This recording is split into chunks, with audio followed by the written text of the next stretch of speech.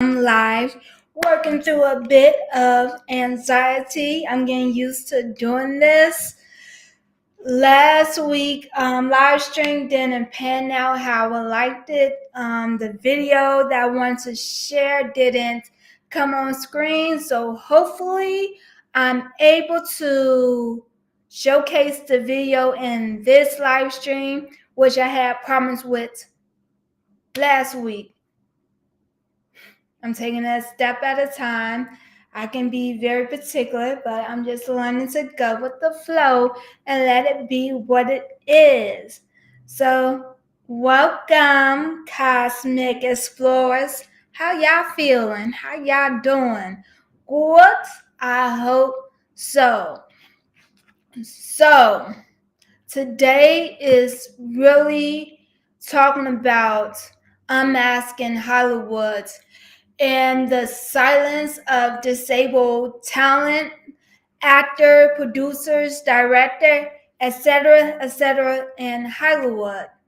Because let's be real, during the actor and writer strike, no disabled representation was heard, even though the actors and writers was asking for the exact thing disabled talent and crew members, producers, etc., has been asking for the longest from Hollywood.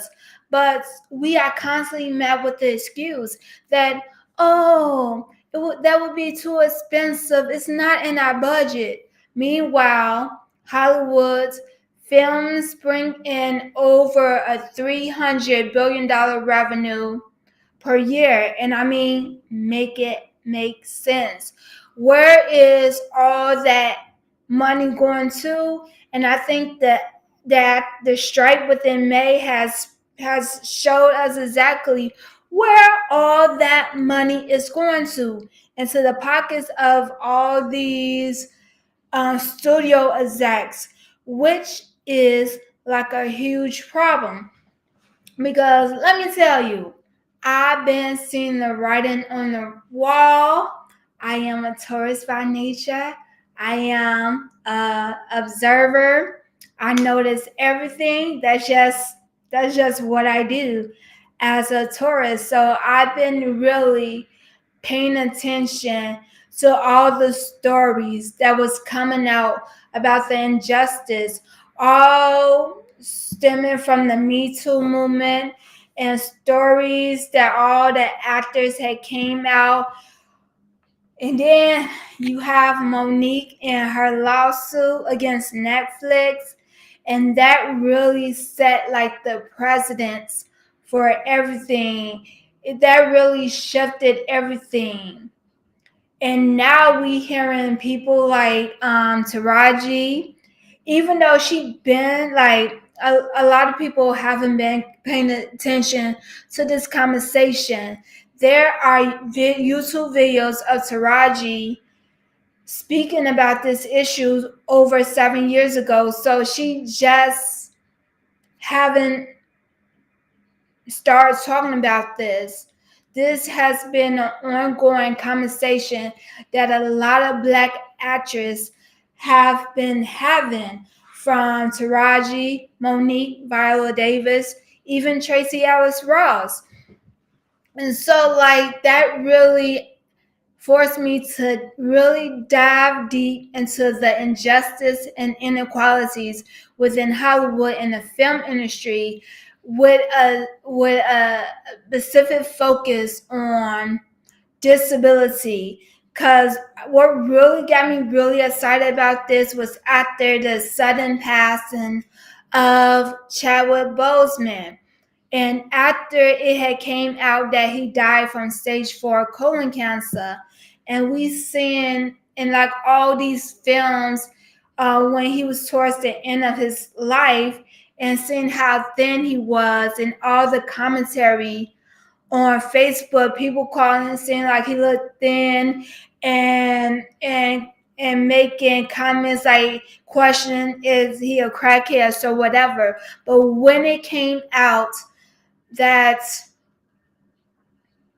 he died from stage 4 colon cancer. Everybody started saying like, "Oh, I have no excuse." Everybody started being sympathetic, and it's kind of was like people had kind of like this hidden regret of like the cruel remarks and statements and commentaries they was making about him as he was fighting for his life, and just thinking about, and it shouldn't, like a talent, like whether it's an actor, director, producer, anyone working within like the film industry shouldn't have to live in constant fear of fulfilling their dream before their sickness take them out. And I know for me, I've been in that in that headspace for a very long time, because like there was a lot of times in my 19-year journey of being a traumatic brain injury survivor that I didn't know which day would be my last. And that's kind of was like, okay, let me try to do everything because like I don't know. And I put like unnecessary pressure on myself. I was out of like my comfort zone. But now I'm taking a step back and really getting in tune with me, and going and finding my own pace and rhythm with things or whatever. So yeah, so like I now want to share this video, and let's like, okay,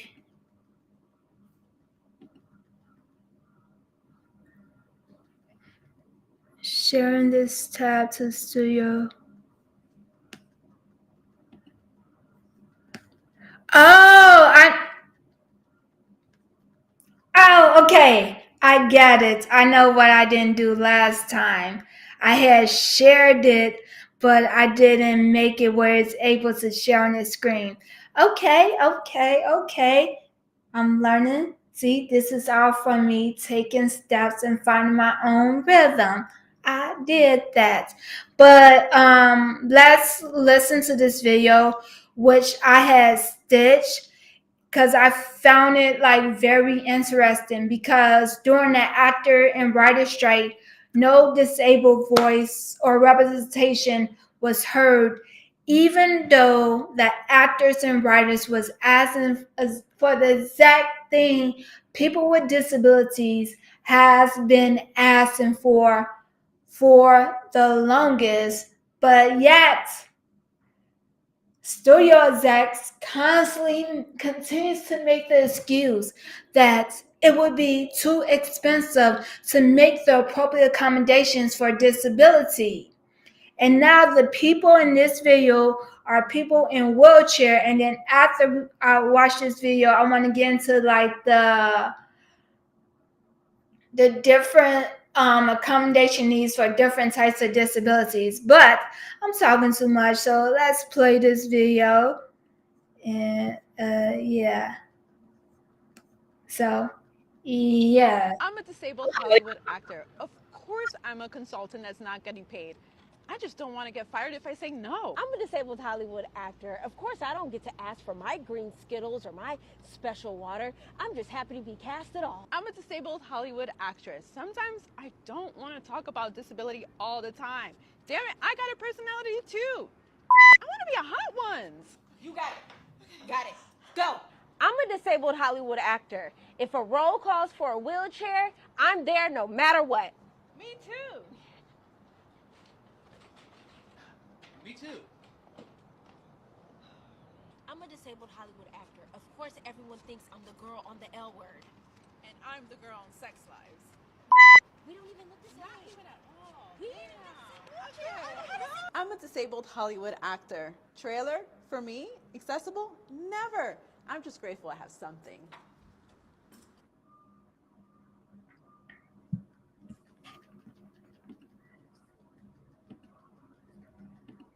Okay, yeah, so like I stitched that video and I was very excited to see finally disabled representation, even though it's on the back ends of the actors and writers strike. And like I will say, a lot of times when we think about disability, we instantly think about people in wheelchair. That became the wheelchair has become the poster child for disability.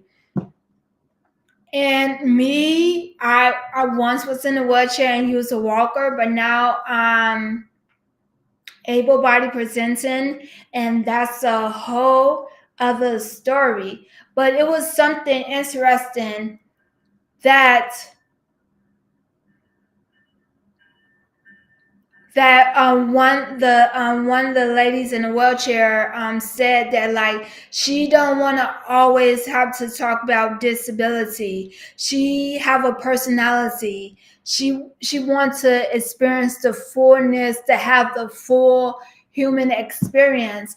And I too have that experience. Like I don't want to like all the time talk about disability, but last year, I over these past couple of years, I noticed that's all I talk about, because either before when I was in a wheelchair or I was using a walker and I was walking heavily, I had like a limp that was very severe, and that's all people ever talk to me about. So like, and I feel like she said, like she have a personality too. Like my disability have become like my personality, and that's something that like I'm breaking away from, and finding me behind all the trauma that I have experienced since acquiring a disability at the age of 13, and really going through that process of having to wake up from a 2-month coma to now be in the final stages of realigning my body because my spine and pelvis was severely twisted. So I'm starting to feel like me again. And yeah, and when the summer comes, it's gonna be one. But also talking about a lot of times like in whatever like industry it is, I'm talking like why I had to get over my fear of the selling process, because after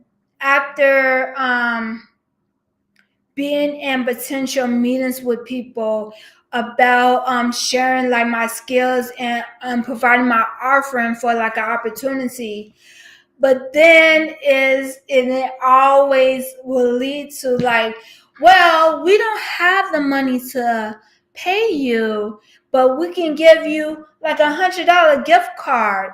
And I'm looking,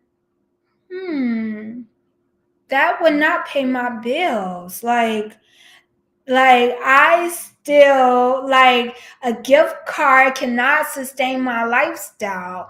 Like I want to experience the very best life has to offer. I want to be on yachts. I want to be in penthouse, and $100 gift card, that's not going to do.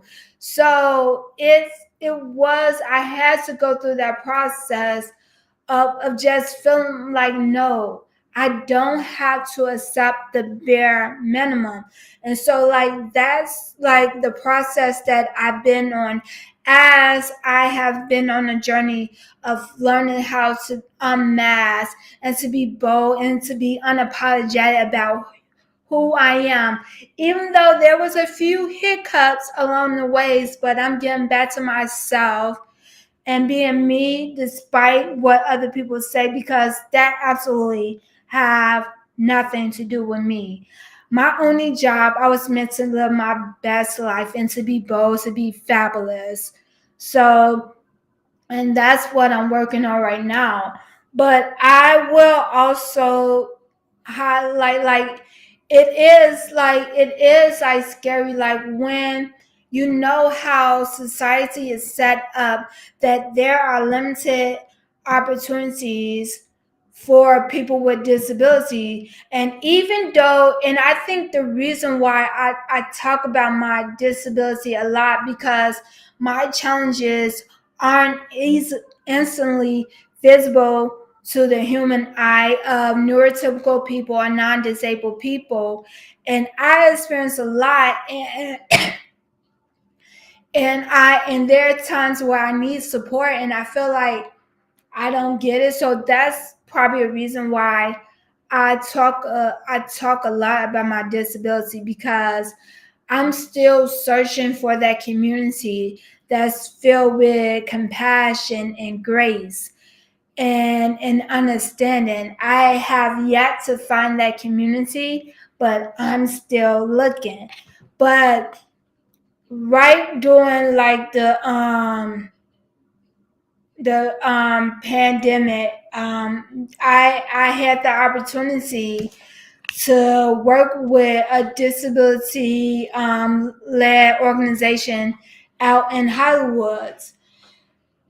And I think it was more so like, if like I show my talent, what all I can do, that would lead to bigger and better opportunities. And I was giving my all. I was overworking myself, and while I was only receiving scraps, which is like a problem.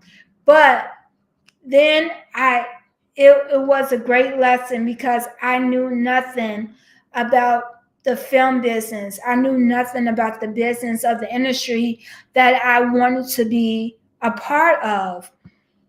So it was a great learning lesson for me, and it was very painful at the same time, because it's like question, like why I didn't know better, why I didn't stand up for myself. But through all of that experience, it has led me to my mission of pioneering the world's first neurodivergent focused social media production company. And I am still like building confidence and just saying like there is like a extreme focus, a specific focus on highlighting and providing economic and exposure opportunities for neurodivergent Black women. Cause like I was in a meeting last week and I found myself like, well, I would like to work with um, people like other organizations to amplify the superpower of neurodivergent creative genius, the superpower being neurodivergency. And the minute I said that, that came out my mouth, I felt like that was like a cop out. But it's a process, as like I'm building this, because it is scary, because what I'm doing is fresh, it's something new, it's something that haven't been done before. And especially when you've been in like a similar situation as I have, where like constantly like things happen to you, and I was in a situation being rushed to the hospital, and doctors, they don't know what to do. So it's like, if like the medical professionals can't help me, who and other professionals can't help me to figure out how to navigate my experience of being a severe traumatic brain injury survivor, I'm the only one that I can depend on. So there have been hyper independence, where I'm learning to have like a balance for and ask for help, and to be able to reach out to people and to get everything together. But I will say, doing all of the work that I've done by constantly putting out projects, like it has helped me to gain more brain function throughout the years, because I constantly think about where I would be if I didn't have art. And I constantly see a lot of examples of what my life would be like within the disability community. And I don't want that for myself. I'm here, like, it is now my mission to win the Nobel Peace Prize. And yes, in that order, and to pioneer the world's first neurodivergent focused social media production company. And I've finally been able to break down my big vision into smaller pieces to build my mission and idea around, which is an intergalactic virtual panel discussion that I will be launching on April 24th, 2024. Those numbers are powerful. I am excited about that. So, and I'm also working on things to improve my crowdfunding campaign. So, a lot of good things and amazing things coming down the pipeline. And also, wait, hold on.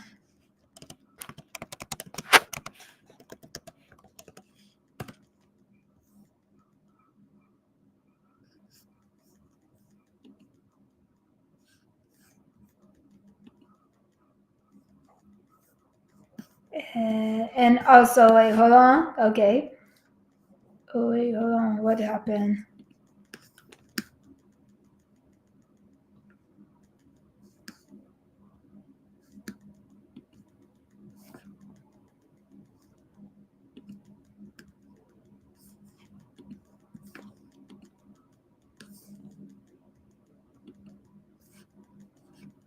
Uh-oh.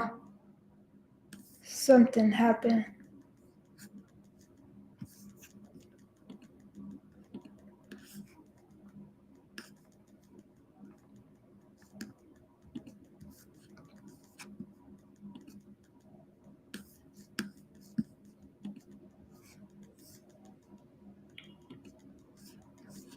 Okay, so this is, and you can also support my mission by becoming a DOA member, because we are disabled with an attitude over here. And right now, I currently only have, well, no, that's a big, huge step. I have 2 paying members of my Patreon channel. And wait, hold on. And there's also, I have 2 memberships that you can be a part of to support my mission. The first tier is the Health and Hope Restoration Supporters tier.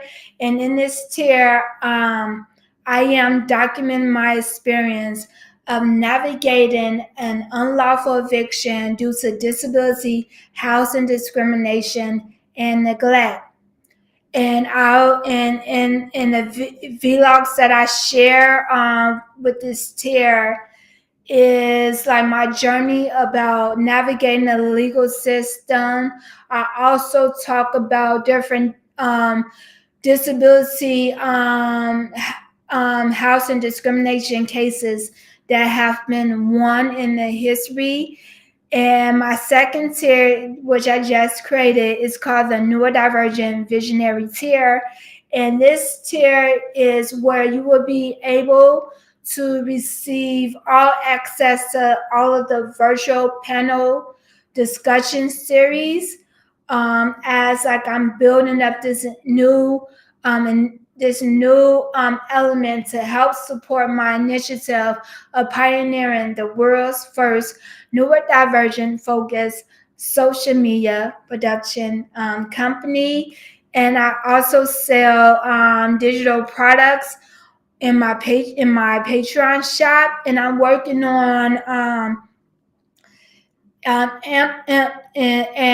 creating new products for anyone that wants to support my mission, because I have been learning the different ways people want to support, and really is hard, but I've been listening. I'm taking notes, so I'll be working on um, creating new products to support, to help create different ways for people to support my mission of pioneering the world's first neurodivergent focused social media production company.